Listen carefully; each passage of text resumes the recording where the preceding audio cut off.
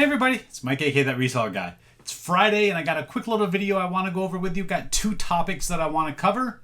Let's get going.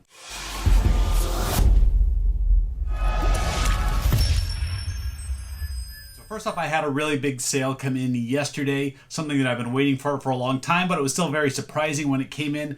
It's the most expensive item that I've ever sold that I found from a thrift store. Yeah, it finally sold.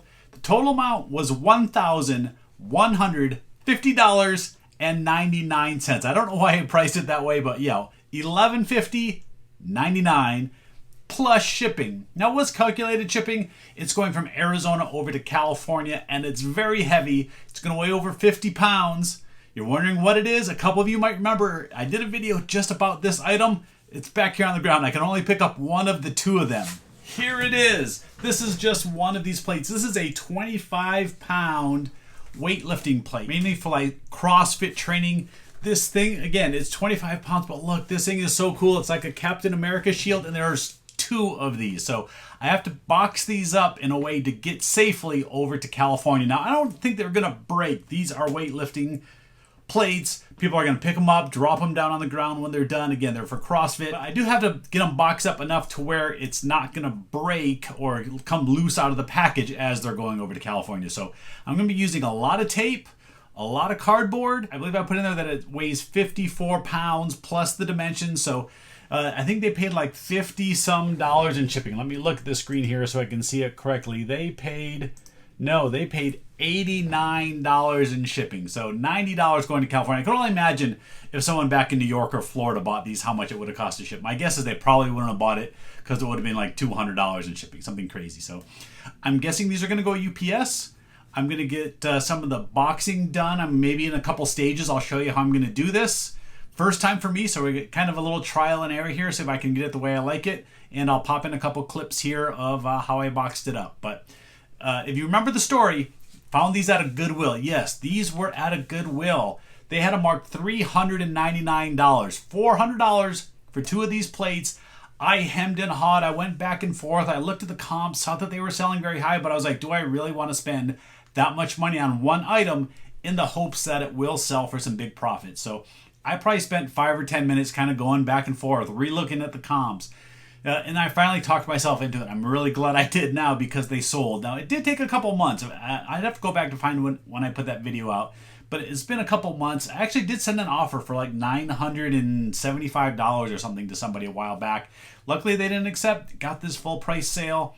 So I used a coupon that day. I got these for $320. Sold them for $11.50 after all the fees. And again, I'll go in there and I'll calculate out what the exact profit's going to be after I figure out the shipping price as well.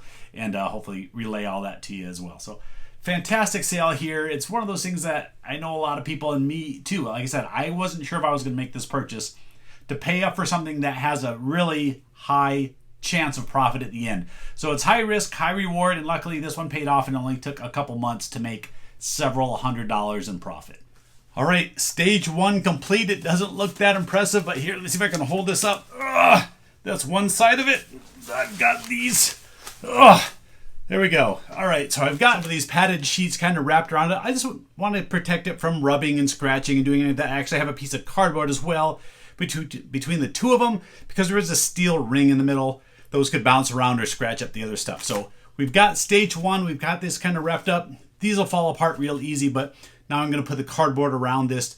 This is just kind of, like I said, to protect it.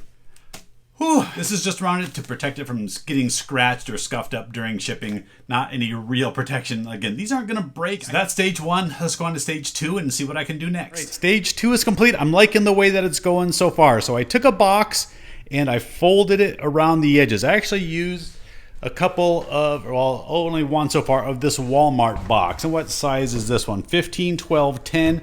And I just laid it flat like this. I folded up the sides so it's pretty strong right there. We got it taped in there. I'm putting a couple pool noodles on the edges, and that should keep it from sliding around inside. I'm going to then fold this other one over the top the other way and make a nice little sandwich or a burrito, whatever you want to call it. And yeah, so that's stage two. Stage two done. Let me go on to stage three and let me see how that looks. I'm liking this so far. That took a little bit of work, but definitely worth it. Here's the final product. I got it all boxed up. and I taped the heck out of it. I actually used a full roll of this filament type tape. I actually buy this at Walmart. This kind is like $5 and change. It used to be $4 something, but price has gone up a little bit. So $5, $6 a roll for this, but definitely worth it because this is super strong tape. It does not tear very well. And yeah, you can see I wrapped the heck out of this thing. Wrapped all the corners over and over. I wrapped around several times. And then I used a little bit of just my regular tape gun to add a little bit more as well. So this box is ready to go. It is 54 pounds is what I put down. We're going to see exactly what that costs to go over to California. I'll throw it up on the screen here. This is what my total shipping was. So yeah, I'm off to drop this off over at UPS. Great sale here. I'm really excited and can't wait for the buyer to get these because these are really cool weights. I'm sure they're really going to like them. Now, what's the next thing I want to talk to you about? Something that's not quite as exciting. It's actually kind of a downer. It looks like I had somebody try to scam me out of a card. Now, here's the full story. The other day, I got a sale for a Tony Gwynn rookie card. PSA 9, it sold for $250. I can't remember if I think I showed it on this channel or on my That Card Guy channel. I think I did it over on the other channel. Talked about 2 good cards that I sold that day or that week. Sold the Tony Gwynn card, got it shipped out within the 24-hour window that you have to ship items. Sent it, because it was $250, I sent it insured, I sent it signature confirmation, did all the things I'm supposed to do. Then either later that night or the next morning, I get this email from eBay. And let me read it to you exactly what it says because I don't want to get it wrong. But here's what it says. We wanted to let you know that a bid for or order for the listing below was canceled because of an issue with the buyer's account. It lists this card. We understand that this must be disappointing, but unfortunately the buyer is no longer registered on eBay, so we had to cancel all of their open transactions.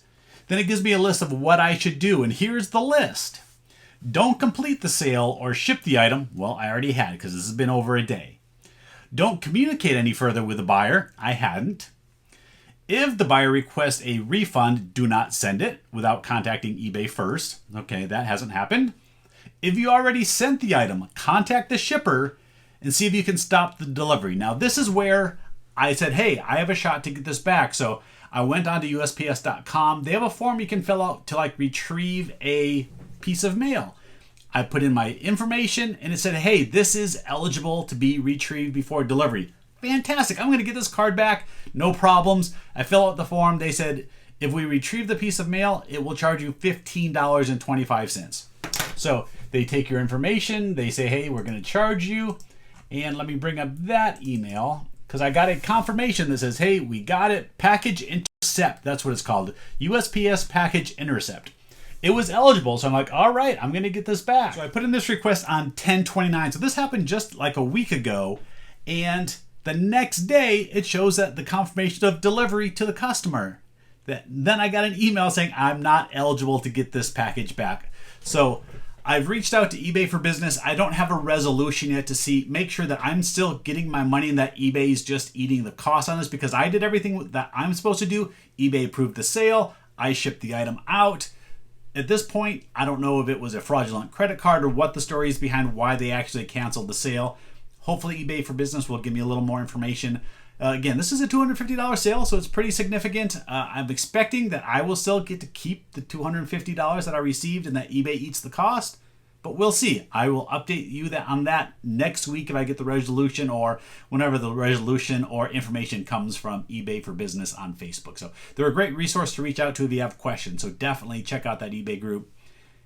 Very helpful when you have issues and problems to get resolutions and actually talk to somebody and get some answers. So, all right, that's the 2 stories I had. I'm going to throw in one little bonus here just at the end in case you're still watching. I had a really good haul the other day. I sent it to a picture of a friend of mine, asked if they had ever heard of this game because I actually have a bunch of them right here. So there's 2 different games and they're similar to a Dungeons and Dragons type game. This is one. This is called Dungeon Crawl Classics. And another one is called Mutant Crawl Classics, both made by the same company. These are little adventure modules, and this store had tons of them. You can see I got a bunch back here. I think I had over 60 total of these modules that were $1 a piece. Well, 99 cents plus tax. So I bought every single one of them. And then they had 2 of these sealed box sets, brand new factory sealed boxes. Like the original price on these is marked $49.99. They had them at $9.98 a piece. So I paid $10 each for these. Now these are already listed. I listed one of them at $225, and I think the other one I listed at $200. Yeah, these are pretty rare games, and there are sales and comps in that area. This one's a little bit cheaper. There's not as much in the box. You can just tell by the weight. This one has a little less and sells for a little less. So if I can turn 10 bucks each into 200 on these, first off, just selling these 2 was worth it. And then these modules back here sell for anywhere from the common ones for like $5. There's some of the rare ones that I got in here that have like some alternate covers. Let me see if I can find a couple in here. So if this is what a normal cover looks like, this one is an alternate. You got this skull on this one called the 13th skull. And I think this one was selling for like $25 or $30. And there's a couple rare ones in here like that. So some of them I'll bundle up. I already have a couple listings out there, and then a few that I will list separately if I can get, $15 to $30 for those.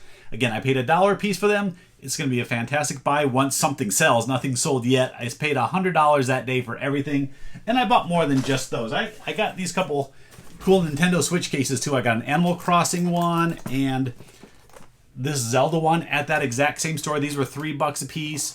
I don't know if I'll sell these on eBay or my booth. I know they're not worth a ton, but worst case $10 in my booth or something like that. I just love finding cool stuff like this. But yeah, I played a lot of Dungeons & Dragons back in the day, so it was fun finding these. I kind of knew exactly what it was, that it was a role-playing game. Just had never heard of that exact game. But should turn out pretty good. Hopefully you'll see some sales coming up in the next week or within the next few weeks. I will have sold some of this merchandise. All right, that's it for today. Again, it's Friday.